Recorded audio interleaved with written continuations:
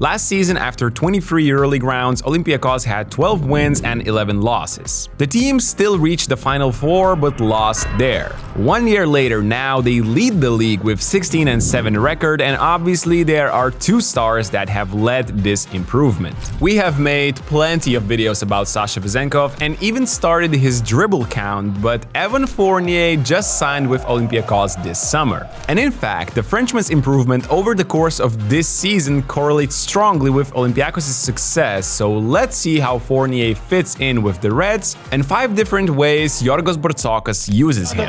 You know this one's going up in the corner!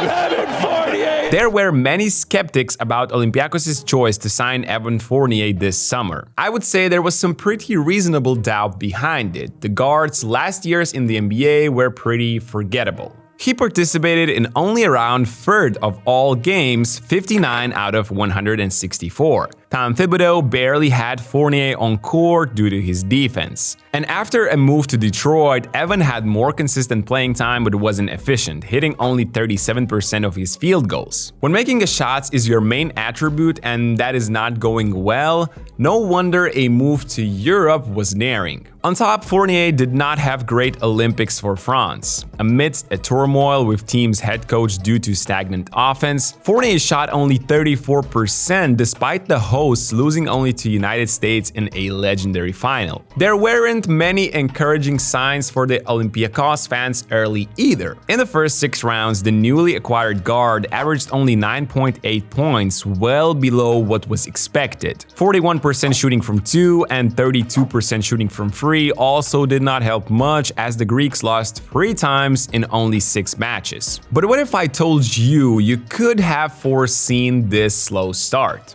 Not only he barely played in the last 2 years in the NBA, losing his rhythm and shape, but he's also been known for slow starts lately. If we would take a look into his monthly scoring splits in the last 3 seasons where Fournier had solid roles for the NBA teams he represented, the Frenchman never peaked in the first month. Quite the opposite. It would always happen in the 3rd or even the 4th month of the season. The same story happened in Greece. Fournier averaged only 11 points in October, while in the other 3 months he never dropped below a formidable 17.8 per game. And as I mentioned before, his excellence resulted in wins. After winning only 3 in the first 6 games, Bartzokas' squad won 13 out of the next 17 matches, reaching the top of the EuroLeague. So here are 4 ways of how Fournier is helping Olympiacos. The first area was probably their biggest weakness from last year: one-on-one basketball. The Greeks have always had a beautiful team system with a lot of ball and man movement, but as we all know, not always the opponents make mistakes. This is where the guard steps in. Real Madrid disrupt the main set here, pick and roll does not create anything, and Williams-Goss is denied from receiving the ball again. Fournier simply sprints to take the ball and makes this ridiculous off-balance shot from the right corner to put Madrid to sleep. In the next clip, we see Spain pick and roll, a staple of the Reds' offense. Nothing happens with Baskonia going under against McKissick. And again, we see initiative from Fournier. He gets the ball with 5 seconds left, crosses TLC, and makes this free. These late clock endeavors from Fournier definitely do not help his percentages, but that's exactly the type of player Olympiacos lacked since the departure of Kostas Loukas. He loves stepping back to his left for a free at the end of the shot clock, but Fournier has also shown the ability to make different and moreover difficult shots. Here against Žalgiris in the last possession of the 3rd, he takes matters into his own hands on the Spain pick and roll, beating 2 defenders and swishing this jump shot over an outstretched arm of excellent Butkevic's defense. In the next clip against arch-rivals Panathinaikos, Fournier had a huge shot late in the 4th. Another empty set play leaves 5 seconds to the Frenchman, and he delivers, simply knocking down this rainbow free over Cedi Osman. I agree, Vezenkov might be harder to double as per Eric McCollum, but Fournier will be the guy to save those crucial possessions. Against Alba, he had a three-pointer before this play. Here, Evan simply uses a guard-to-guard slip screen to get inside the paint and makes this two-pointer which closed the match. And I have to say, Olympiacos were far from perfect in a couple of EuroLeague matches, but Fournier's individual excellence has saved them in a couple of those. Also, this is how the top scorers in the EuroLeague of the second half look like.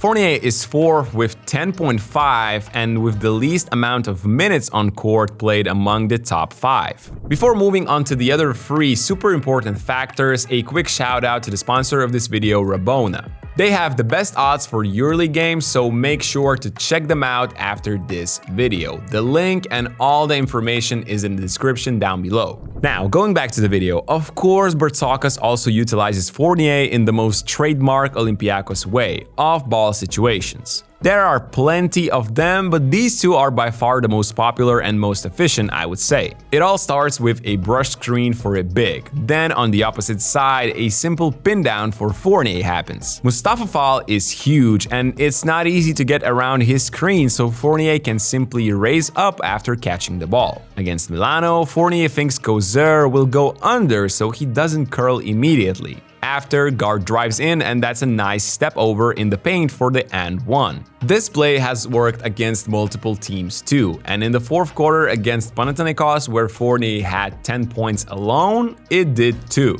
But this time Osman knew the play and tried to be smarter, but Fournier knew that he knew and went backdoor for an easy 2. You will probably agree, this set play looks so simple, one screen, but we can see Fournier's intelligence on full display. Here Giedraitis thinks he can cut the pick, Evan pops instead of curling, giving him that little space he needs to shoot. Also, Bartzokas has another decoy play combining 2 strengths of Olympiacos. They have 2 solid centers that can post up anybody, so Bartzokas give them the ball with off-ball actions on the weak side. Initially, Fournier is not open here, but then Baskonia help from 1 pass away and it's game over. Against Panathinaikos, the same set play had another trick. Point guard Walkup was the one posting up a smaller Slukas with a staggered twirl on the weak side. No wonder an action involving Vezenkov and Fournier gets one of those open way more easier than only 1 pick in the clip before.